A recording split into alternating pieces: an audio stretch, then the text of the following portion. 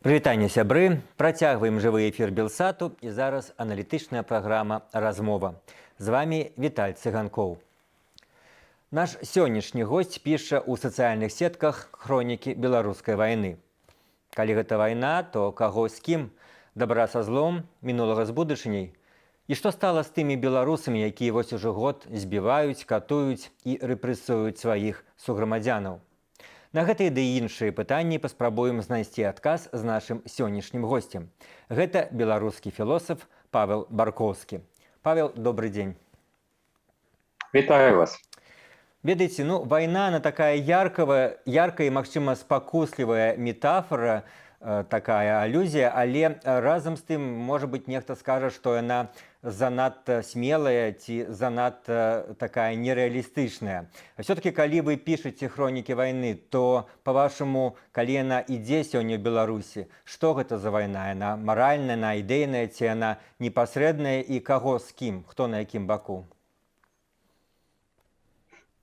Ведаеце, вы не першы, хто задае гэтае пытанне мне. Сапраўды, паняцце вайны, яно звычайна у нас замацавалася за вайной з такімі інтэнсіўнымі баявымі дзеяннямі, дзе адбываюцца выбухі, ляцяць кулі. Але насамрэч паняцце вайны, яно куды шырэйшае. У нашай маладосці, калі помніце, было паняцце халоднай вайны, калі, здавалася, кулі не лёталі, але тым не менш руйнаваліся рэальныя лёсы і паміралі рэальныя людзі. У гэтым сэнсе вайна гэта заўсёды мэтаскіраваная групавая агрэсія, вынікам якой могуць быць самыя складаныя наступствы для цэлых пакаленняў і для цэлых народаў. У нашым выпадку я лічу, што мы назіраем сітуацыю, калі адбываецца пэўная вайна паміж рознымі, скажем так, тыпамі грамадства, якія ёсць у Беларусі сёння. В прынцыпе, няма ніводнай маналітнай нацыі, якая б падзяляла ўсе базавыя каштоўнасці ці прынцыпы.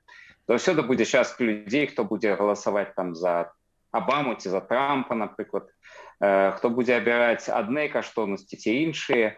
Але не заўсёды, канешне, у нацыях адбываецца такая гісторыя, калі б адна частка насельніцтва пайшла, фактычна вайной на другую частку. Гэта тое, што мы называем войнамі грамадзянскімі. Канешне, кулі цяпер, дзякуй Богу, не лётаюць паміж намі, але калі паглядзець на падзеі мінулага тыдня, так і кулі часам лётаюць. Таму гэта з аднаго боку метафора, а з іншага боку, на жаль, суворая праўда. Вось вайна гэта все-таки калі ваююць два бакі. Адзін нападае, другі адбіваецца, пераходзіць контратакі. Вы з аднаго боку все-таки зафіксавалі, што гэта найперш вайна каштоўнасная, маральная, але з іншага боку сапраўды ёсць і ахвяры цалкам рэальныя. Хіба можа назваць вайной, калі, як в беларускім варыянце, адзін бок нападае, а другі фактычна такімі жа сродкамі ніяк не адказвае. Гэта можа быць бліжэй все-таки рэпрэсіі, падаўленне, а не вайна. Ізноў-такі, я лічу, што войны сёння бываюць самыя розныя. Калі паглядзець на сучаснае вызначэнне вайны, то, напрыклад, мы ведаем пра так званыя войны гібрыдныя. Яны збольшага вядуцца ў інфармацыйнай прасторы, альбо вось гібрыднай вайной нашы еўрапейскія суседзі называюць тыя падзеі з мігрантамі, якія зараз здараюцца на нашай мяжы. У гэтым сэнсе вайна не абавязкова вядзецца толькі праз сілавыя нейкія дзеянні. Яна вядзецца па самых розных накірунках. І мы бачым вельмі добра, што зараз ідзе вельмі моцнае супрацьстаянне на інфармацыйным фронце, вельмі моцныя сутыкненні на фронце дыпламатычным.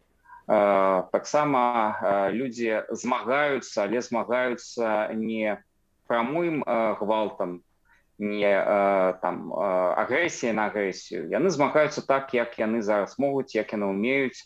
Хтосьці рыхтуецца да забастовак, хтосьці ладзіць нейкія пратэстныя акцыі, а хтосьці, адпаведна, бярэцца часам і за зброю. Ведаеце, шматлікія беларускія публіцысты, філосафы ў тым ліку кажуць пра тое, што ў гэтым беларускім канфлікце, безумоўна, адзін бок, ён такі стары, аджылы, гэта той самы бок, які асуджаны на гістарычную паразу. Это і бок, які стаіць на іншым баку гісторыі, як сказаў калісьці Абама. І вось калі б сказалі мне пра гэта ў годзе ў 91-м, это было б все адназначна, калі разваліўся СССР, калі Фукуяма напісаў свой знакаміты тэкст «Канец гісторыі», а зараз все трошкі па-іншаму. Зараз ёсць Кітай, ёсць Расія, якія ніякім чынам не ідуць да дэмакратыі ліберальнай, да свабоды, ідуць хутчэй наадварот. І зараз в свеце, як мінімум, есть вельмі вялікае процістаянне ідэі прагрэсу, свабоды, і в тым ліку наш усходні даволі магутны параўнанні з намі сусед усходні. Па гэтаму, наколькі ваш, скажем, гістарычны аптымізм можна даказаць гэтымі, скажем, гістарычнымі абставінамі? Но я б тут не спасылаўся на гістарычны аптымізм ці песімізм. Просто кожная сітуацыя унікальная па-свойму. У нашым выпадку у чым цікавасць тое, што звычайна вельмі цяжка сапраўды сказаць, дзе дабро, дзе зло. Все пазіцыі вельмі часта перамяшаныя, але вось у Беларусі амаль хрэстаматыйны прыклад таго, калі ажываюць біблейныя гісторыі, калі сапраўды адбываецца амаль відавочнае супрацьстаянне добра і зла. Як гэта можна пабачыць? Хаця б па тым, што парушаюцца самыя базавыя запаведзі, самыя базавыя маральныя каштоўнасці. І ў гэтым сэнсе вельмі выразнае адбываецца гэта супрацьстаянне. Ці лічыць гэта гістарычна барацьбой прагрэса і нейкіх старых сіл? Ведаеце, тут цяжка сказаць адназначна. Канешне, можна сказаць, што прадстаўнікі сучасных уладных груп, яны хутчэй адлюстроўваюць каштоўнасці ранейшага, нават не столькі мадэрнага, колькі да мадэрнага грамадства.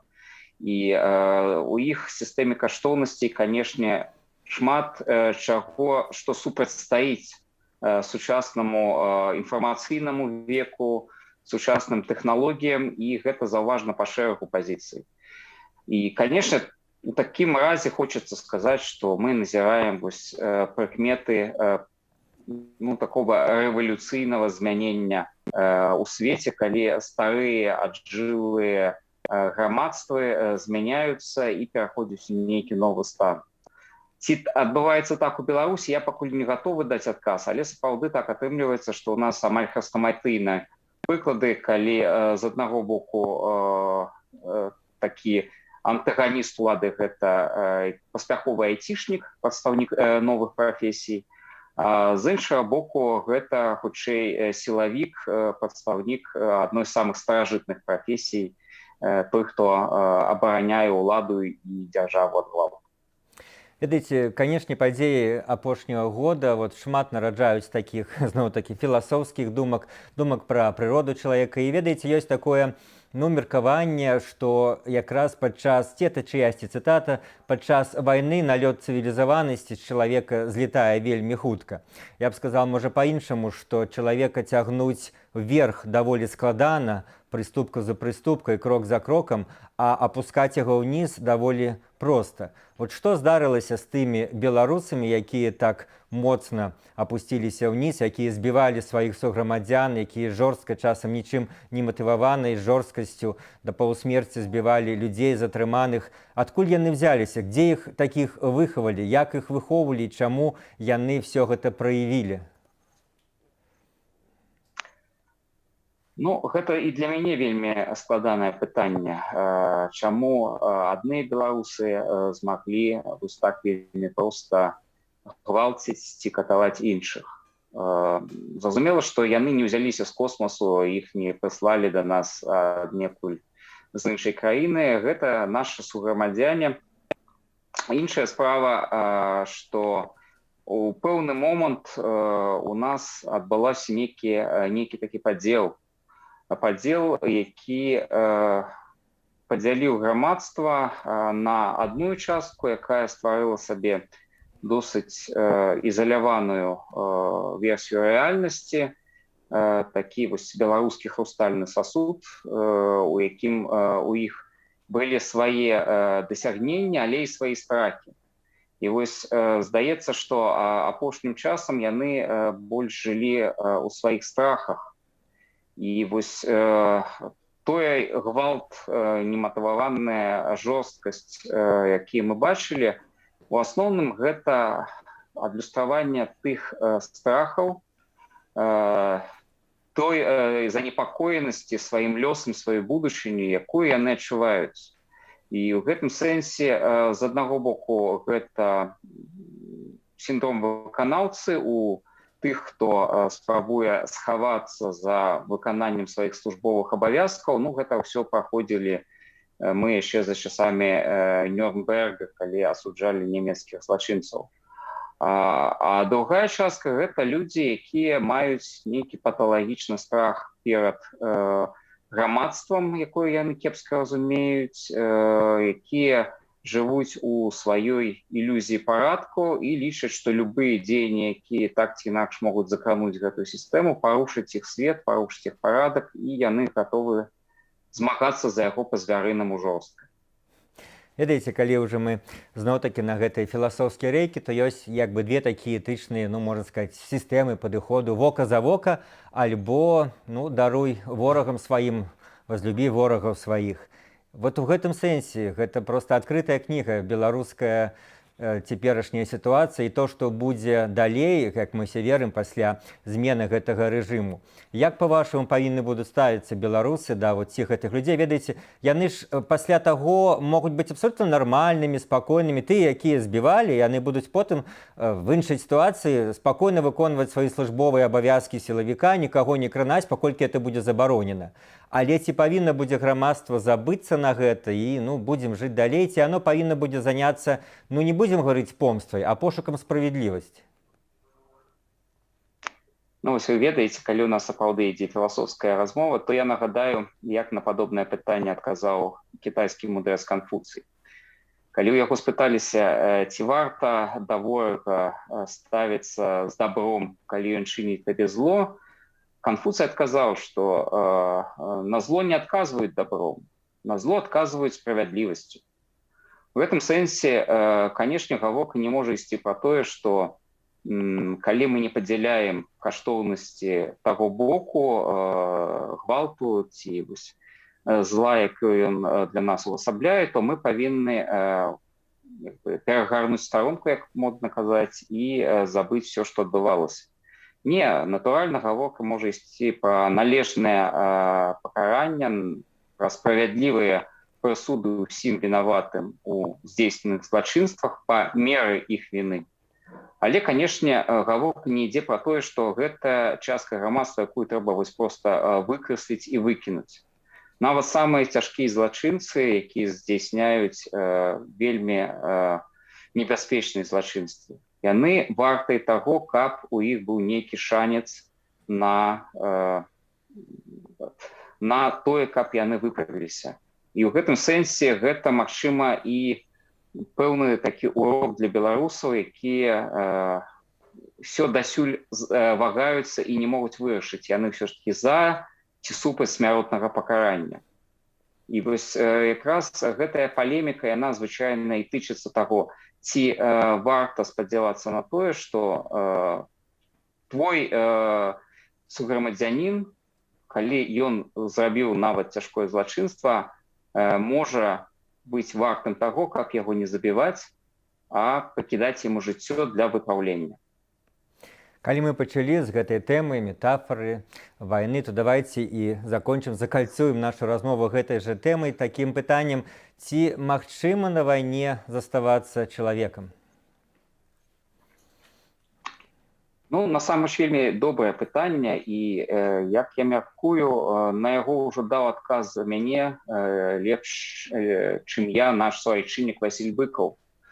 І шмат якія, дарэчы, іншыя пісьменнікі, франтавікі, якія паказалі, наколькі сапраўды важна для людзей заставацца, нягледзячы на жахі і несправядлівасці вайны, менавіта людзьмі. То бок захоўваць пачуццё годнасці, пачуццё пэўнага шкадавання, якое скіраванае на ўсё жывое, і пачуццё таго, што самае важнае для чалавека, ягоныя самыя базавыя каштоўнасці, якія дапамагаюць яму жыць, радавацца гэтаму жыццю і разумець, дзеля чаго людзі хочуць міра.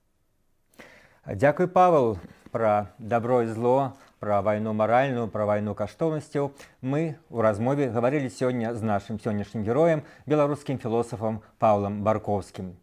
З вами был Віталь Цыганкоў. Заставайцеся з Белсатам.